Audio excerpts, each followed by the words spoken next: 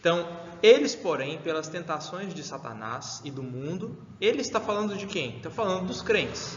Os crentes, pelas tentações do diabo, pelas tentações do mundo, pela força da corrupção neles restante e pela negligência dos meios de preservação, esses crentes podem sim cair em graves pecados e por algum tempo continuar neles, passando. E então eles incorrem assim no desagrado de Deus, entristecem o seu Espírito Santo e de algum modo vêm a ser privados das suas graças e confortos. Têm os seus corações endurecidos e as suas consciências feridas, prejudicam e escandalizam os outros e atraem sobre si juízos temporais. Então, o que a confissão está dizendo para nós aí é aquela grande ressalva que eu tenho feito aqui para tentar adiantar esse capítulo, né? Porque a gente começou a falar na semana passada e eu imaginei que a gente não ia conseguir chegar aqui. É a grande ressalva. Olha, o crente não perde a salvação, não perde. Mas, contudo, entretanto, todavia, o crente pode sim cometer graves pecados, pode se afastar de Deus, pode se distanciar, pode ser privado da luz do rosto do Senhor. Deus pode, de fato, virar o rosto para ele, endurecer o coração dele e falar, você vai andar perdido por um tempo. A pessoa pode, o crente, ele pode ser negligente com os meios de graça. O crente pode deixar de ler a Bíblia, pode deixar de orar, pode deixar de vir à igreja, né, como vocês estavam comentando aí agora. Então essas coisas acontecem com os crentes. O fato de que a Bíblia ensina que o crente não perde a salvação não anula também esse fato de que o crente se desvia, de que o crente peca, de que o crente se perde no caminho às vezes. Mas, e a gente vai ver posteriormente no próximo capítulo, que Deus, se o sujeito for crente mesmo, for eleito do Senhor, ele traz de volta. Mas o ponto aqui desse parágrafo é fazer essa ressalva para nós, de que crente sim pode escandalizar os outros, crente pode ficar com a consciência ferida por ter cometido um pecado grave, e ele pode atrair para si castigos temporais, ou seja, ele pode ser disciplinado por Deus pelo modo de vida com que ele está vivendo. Então, vou mostrar para vocês alguns versículos sobre esse assunto. Primeiro deles, Mateus 26, aí é o texto em que Pedro nega o Senhor Jesus. E então Pedro começou a praguejar e a jurar, eu não conheço esse homem.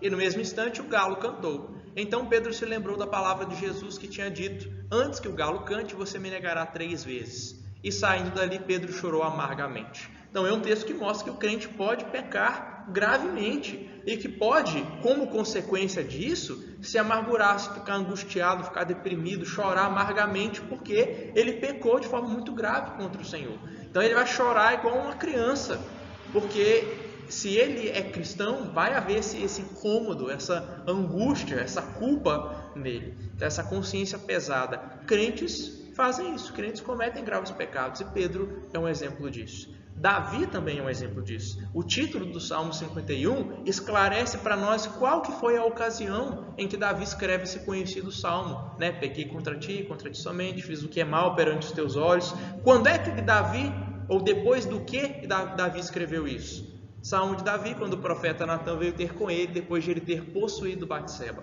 Foi depois de ter tomado a mulher do próximo, ter matado o próximo para esconder a gravidez, ter mentido e ter cometido toda a falcatrua possível para esconder o seu próprio pecado. Então, pecou de novo para tentar esconder o primeiro pecado. Então, Davi cometeu não só um grave, mas graves pecados, e o mais terrível deles foi assassinato. Tudo numa condição de crente. É salvo, mas comete graves pecados. Quer dizer que ele perdeu a salvação? Não. A Bíblia ensina que o crente não perde a salvação, mas também ensina que o crente comete graves pecados. E que quando peca gravemente, ele é punido por Deus. Ele se afasta de Deus. Deus retira de sobre ele a luz do seu rosto. Deus pesa a mão sobre ele com castigo. Não é isso que Davi descreve no Salmo 51, no Salmo 32? Como Deus puniu ele, como é que ele se sentiu angustiado, como é que ele ficou doente por disciplina de Deus, por ele ter pecado. Enquanto eu calei os meus pecados, diz o Salmo 32, os meus ossos envelheceram. Então, aí o Salmo 51 vai mostrar o que a confissão chama de privação de algumas graças. A ideia de que Deus vai privar você, vai tirar de você algumas bênçãos, algumas graças, por você ter cometido esses pecados. Então, no Salmo 51, Davi descreve, ele pede a Deus: Deus, me faz ouvir alegria, me faz ouvir cantos de alegria, me faz ficar alegre, para que os meus ossos se alegrem, porque o Senhor me esmagou. Eu estou profundamente deprimido, estou angustiado, não tenho alegria mais em mim, me faz sentir alguma alegria na vida. É o crente que chegou naquele fundo do poço e fala assim: eu não tenho mais alegria na minha vida, eu não sinto, eu não rio mais, porque eu pequei, porque Deus está me disciplinando, estou angustiado e nem alegria mais eu sinto na minha vida. Eu não tenho, e ele está falando aqui de uma alegria genérica, faz-me ouvir júbilo de alegria, eu quero ouvir músicas alegres, cantos alegres porque eu estou triste. E ele também fala da alegria da salvação, daquela certeza, daquela segurança que você tem de eu sou salvo, eu estou nas mãos do Senhor, Ele cuida da minha vida, Ele vai me preservar, eu vou ser salvo. Davi perdeu isso. Por isso que ele fala: Senhor, me devolve aquela alegria da salvação que eu já tive e que agora eu não tenho. Então, veja o estado em que Davi chegou por ter pecado gravemente contra o Senhor. Já não tinha mais nem a certeza da sua salvação, já não tinha a alegria de ser salvo, já não sentia a alegria de ser crente, de ser perdoado, porque ele não estava experimentando esse perdão. Teologicamente, ele podia saber que Deus perdoa pecados de forma graciosa e misericordiosa, mas ele não estava experimentando isso na vida dele. Essa é a grande diferença entre saber intelectualmente que Deus perdoa pecados e sentir na sua vida que você é perdoado. Quando você não confessa pecado, quando você esconde, quando você cala o seu pecado, na linguagem de Davi, enquanto você não confessa e se coloca diante de Deus arrependido, você não experimenta esse perdão. Você não deixa de ser filho, né? Essa é uma ilustração que eu costumo fazer quando falo disso. Por que Jesus ensina na oração do Pai Nosso, ou depois de ensinar o Pai Nosso, quando ele fala, ele diz: peçam a Deus em oração, chamando Ele de Pai, que Ele perdoe a dívida de vocês ou o pecado de vocês, assim como vocês perdoam o próximo. E aí quando ele termina a oração, ele explica: porque se vocês não perdoarem o próximo, a dívida dos outros, Deus também não vai perdoar vocês. Quer dizer que a gente não vai ser salvo se não perdoar o outro? E aí eu expliquei que isso se trata de experimentar o perdão de Deus, de sentir o perdão de Deus. Você não deixa de ser filho quando você comete pecados, quando você deixa de ser perdoado nesse sentido, mas você não experimenta esse perdão, você não sente esse perdão na sua vida. Você não tem aquela tranquilidade de dizer: obrigado, Senhor, por ter me perdoado, agora eu estou em paz. Você não se sente em paz com Deus, você não consegue orar, você se sente culpado, sua consciência está pesada, você tem remorso, você está angustiado, você sente que suas orações não passam do teto porque Deus não te ouve, e às vezes Deus não está te ouvindo mesmo, você está vivendo em pecado. Então, isso acontece com o crente.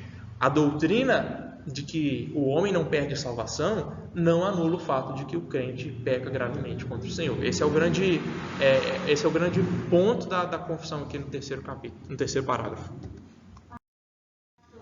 Pode falar. Já que a gente está bem transportado aqui na escola dominical, aqui diz sobre esse texto de Davi, né, que diz que enquanto eu calei, conheço isso. Adoeci, eu sei. E por lavar os meus pecados, então eu não mais ocultei o meu Senhor e eu acho é um cântico baseado nesse Salmo 32, né? Enquanto eu calei os meus pecados, envelheceram os meus ossos pelos meus constantes gemidos, porque a tua mão pesava dia e noite sobre mim, e o meu vigor, a minha energia foi embora, como uma poça seca no verão. Então, essa é a condição que nós podemos chegar quando vivemos na prática do pecado, quando não confessamos a Deus, quando não nos arrependemos. Então, esse Davi está mostrando para nós, né, esse cântico baseado nesse salmo, mostrando que isso pode acontecer com o cristão. A doutrina de que o crente não perde a salvação não anula o fato de que o crente pode sim cometer graves pecados, pode deixar de ter alegria e certeza da sua salvação, pode ser privado de algumas bênçãos de Deus, pode receber castigos de Deus ainda nessa vida, disciplina de Deus, por essas práticas pecaminosas. Então, uma coisa não anula a outra. A Bíblia ensina as duas ao mesmo tempo. A gente precisa conseguir encaixar essas peças como pecinha de Lego, né, de criança. A gente precisa aprender a encaixar isso e entender que elas fazem parte do mesmo todo do ensino da Bíblia. Ok, mais um texto aí falando sobre juízos temporais. Aí nesse texto o assunto de Paulo é a ceia do Senhor, em 1 Coríntios 11. Ele está condenando uma prática da igreja de Corinto. Era uma divisão social na igreja. Quando eles iam celebrar a ceia do Senhor, os ricos chegavam mais cedo, levavam comida de casa, se empanturravam lá, comia até ficar com a barriga doendo, e há alguns registros de que alguns, não na escritura, mas alguns documentos que relatam que eles chegavam a vomitar para poderem comer mais quando se reuniam para celebrar a ceia do Senhor. E os pobres que chegavam mais tarde ficavam sem nada para comer, porque os ricos já tinham comido tudo. E o pobre não conseguia trazer nada de casa. Então, é isso que Paulo diz, olha, quando vocês forem comer, esperem uns aos outros, comam juntos, vocês fazem parte de um mesmo corpo. Se na ceia vocês estão brigados, se na ceia vocês estão excluindo alguém, por qualquer motivo que seja, pior ainda se for por causa de questão social, financeira, vocês vão atrair o juízo de Deus sobre vocês. E olha o que ele fala com respeito a isso. Cada um examine a si mesmo, coma e beba do pão e do cálice. Pois quem come e bebe sem discernir o corpo, come e bebe juízo para si. Toma castigo. Quem come o pão e bebe sem estar diante de Deus examinado, sem estar com a consciência limpa de que você não está brigado com alguém, de que você não está com divisão, discernir o corpo, entender que você faz parte de um mesmo corpo, você está unido com aquelas pessoas com quem você está celebrando a ceia. Se você estiver brigado com alguém, você vai estar comendo e bebendo castigo sobre si. É isso que Paulo está dizendo. É por isso, e aí ele diz, olha, é por esse motivo, porque vocês participam da ceia indignamente, é por esse motivo que há entre vocês fracos e doentes, e não poucos os que dormem. Aí dormir como um eufemismo para estar morto. Paulo está dizendo que Deus estava deixando doentes, fracos, e estava matando gente na igreja porque eles estavam praticando pecado na ceia do Senhor. Porque estavam participando da ceia do Senhor indignamente. Então, olha só como isso é algo sério. A ceia do Senhor é algo levado a sério por Deus. E Ele está dizendo que se alguém participar indignamente, vai atrair juízo sobre si. E Deus matou gente. E não vem me falar que isso é coisa de Antigo Testamento, não. 1 Coríntios é Novo Testamento. Deus matou gente e fez a gente ficar doente por viver na prática do pecado. E não vem me dizer que Deus só fazia isso no Antigo Testamento, não. Deus faz isso hoje. Não quer dizer que sempre que você adoece é castigo de Deus. E não quer dizer que todo mundo que está doente está sendo castigado por Deus. Mas não ignore o fato de que às vezes a crise financeira, a doença, é sim punição de Deus. É sim disciplina de Deus sobre alguém que está vivendo na prática do pecado. Uma coisa não anula a outra. E Paulo está dizendo, se vocês se julgassem a vocês mesmos, se a gente se julgasse a nós mesmos, não seríamos julgados. Ou seja, se antes de participar da ceia, você julgasse a si mesmo, falar, eu vou participar hoje da ceia do Senhor dignamente, né? Hoje mais tarde tem ceia. E daí a necessidade de se preparar para isso. Eu vou participar dignamente, eu estou brigado com alguém, alguém tem alguma coisa contra mim, eu cometi um pecado contra alguém, estou devendo a alguém em algum sentido, eu preciso me reconciliar com alguém, eu estou vivendo na prática de algum outro pecado, eu vou participar da ceia do Senhor dignamente. Não quer dizer que a gente vai conseguir ser perfeito, ou vai ter que ser perfeito para participar da ceia do Senhor, mas que a gente não pode participar da ceia do Senhor vivendo na prática do pecado, sem arrependimento, sem reconciliação. Isso faz com que a gente participe de forma indigna. E o apóstolo Paulo está dizendo que ao fazer isso, a gente está atraindo juízo sobre nós. Mas quando quando julgados, nós somos disciplinados pelo Senhor para não sermos condenados pelo mundo. Então, nesse texto, Paulo está falando de como a gente pode atrair, como crente, né, o crente em Cristo Jesus, pode atrair sobre si juízo, castigo, disciplina de Deus por viver na prática do pecado. Então, entendam como esse capítulo está apresentando para nós esse cenário. O capítulo 17 está falando da doutrina da perseverança dos santos, que é a doutrina de que o crente, o ensino de que o crente não perde a salvação. Então, o cristão não perde a salvação, Mas ele não perde a salvação porque ele é bom, porque ele quer ou porque ele merece. Ele não perde a salvação porque o amor de Deus é imutável, porque a obra de Cristo é perfeita, porque o Espírito Santo permanece nele, porque ele está numa aliança de graça. Essa é a razão para o crente não perder. Essas são as razões para o crente não perder a salvação. Mas o fato de que ele não perde a salvação não anula também o fato de que ele pode cometer graves pecados. Ele pode se afastar de Deus, ele pode se distanciar, ele pode chegar a uma condição onde ele seja disciplinado por Deus, onde ele cause escândalo para outras pessoas, onde ele chegue um momento de se desviar, de ter uma vida completamente corrupta. Você olhar para o cara e falar, o sujeito é crente mesmo? Olha só a vida dele. O cristão pode chegar nessa situação. Quando você lê o relato de Davi adulterando, mentindo para esconder a gravidez da mulher com quem ele adulterou, mandando matar o marido dela para esconder, se não é coisa de crente, não. Você olha e fala, Davi não era crente, ele não era salvo. E pior que era. E a gente deve ler essa história entendendo, veja só o potencial que a gente tem. Se o rei Davi, se o homem segundo o coração de Deus, escolhido para governar Israel, fez isso, quem dirá eu? Eu preciso mesmo vigiar, orar, eu preciso me manter zeloso, cuidadoso, porque se ele foi capaz de fazer isso, eu não sou capaz também. Eu não tenho um potencial pecaminoso dentro de mim, de me fazer pecar terrivelmente contra o Senhor. Daí o chamado da Bíblia para a gente perseverar, para a gente se manter fiel, para a gente se lembrar de que o Senhor é fogo consumidor. O Senhor nosso Deus é fogo consumidor. Ele é Deus zeloso, que se ira contra o pecado, e ai daquele que se rebelar contra ele.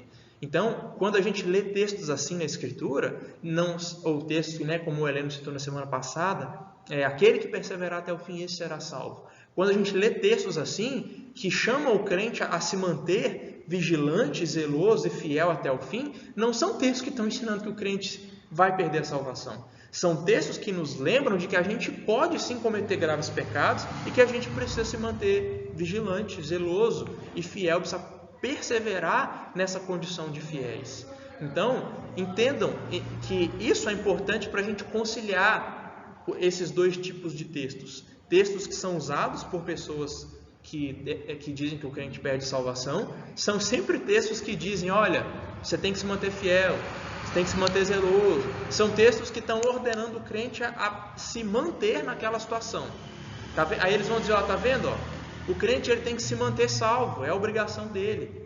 Mas esses textos não ensinam que o crente pode perder, e daí a obrigação dele manter. Esses textos estão mostrando para a gente isso, que o crente pode sim cometer graves pecados, e exatamente por esse motivo ele deve se manter zeloso. Não é que ele perde a salvação, é que ele pode chegar no fundo do poço, e que para ele voltar, ele não vai voltar sem muito castigo, sem muita disciplina de Deus, sem terríveis consequências na vida dele. Aí você olha para a vida de Davi e o crente preguiçoso ou ímpio, ele vai olhar e vai falar assim, aí ó, se a salvação é assim mesmo, se Deus perdoa o pecado desse jeito, eu posso pecar à vontade que Deus vai me perdoar. Olha só a consequência na vida de Davi. Deus falou, olha, eu vou perdoar você do seu pecado, eu não vou te matar não. Deus falou claramente assim com ele por meio do profeta Natan, eu não vou te matar não, mas a espada nunca vai se apartar da tua casa. E aí Davi tem vários filhos que fazem guerra um com o outro. Tem um filho que estupra a outra filha. Tem um filho que quer matar Davi mais tarde para roubar o trono dele. Olha só a consequência do pecado, desse pecado aqui na vida desse homem. Davi estava já com 70 anos de idade ainda colhendo colhendo o fruto de pecado que ele cometeu há 40 anos atrás.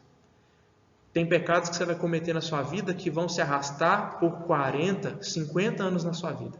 E a gente deve pensar muito bem nas consequências do nosso pecado antes de nos atolar nele. Esse é o alerta da Escritura para nós. Deus perdoa pecados graciosamente? Perdoa. O crente não perde a salvação? Não perde. Mas ele pode atrair sobre si juízos temporais quando ele se afasta de Deus, quando ele peca. Ele pode colher, a gente colhe o que planta. Você pode colher na sua vida, durante 40, 50 anos, frutos de pecado que você cometeu na juventude. Então, a gente deve estar muito ciente dessas verdades antes de achar que a gente pode simplesmente pecar à vontade que vai ficar tudo bem. Então, assim, entendendo esse todo, a gente consegue conciliar os textos da Escritura que às vezes parecem contraditórios. textos que às vezes os nossos irmãos de outras denominações que duvidam de nós vão pegar textos como esses aqui e falar: isso aqui é o crente pecando, Davi não perdeu a salvação não? Ou esses crentes de Corinto que Deus matou, eles não perderam a salvação não? Não, eles só estavam atraindo sobre si juízos temporais. Então, tendo esse panorama que a confissão dá para a gente consegue conciliar, encaixar esses textos bíblicos para ver como que eles formam um todo completo e unificado, sem que a gente fique em dúvida, né, quando lê determinados textos. Mas espera aí, isso aqui não contraria a doutrina da perseverança dos santos? E assim a gente consegue encaixar essas peças. Tudo bem sobre esse capítulo? Ficou alguma dúvida? Vocês querem comentar mais uma coisa? Eu nem vou passar para o outro não. Semana que vem a gente fala do capítulo 18. O capítulo 18 é sobre a certeza da salvação. É uma consequência óbvia e direta do capítulo 17, né? Se o crente não perde a salvação, eu e você, se somos crentes no Senhor Jesus, a gente pode ter certeza de que a gente é salvo. Você pode ter certeza de que se você morrer hoje, você sair ali para voltar para casa e um caminhão passar em cima de você, você vai ser salvo. Não porque você acabou de sair da igreja, mas porque o Senhor Deus te salvou com uma salvação perfeita, gratuita, que você não perde. E se você entender que a Bíblia ensina isso, que o crente não perde salvação, você pode ter certeza da sua salvação. Você pode sim ter essa certeza. A gente vai falar disso no próximo domingo. Tudo bem?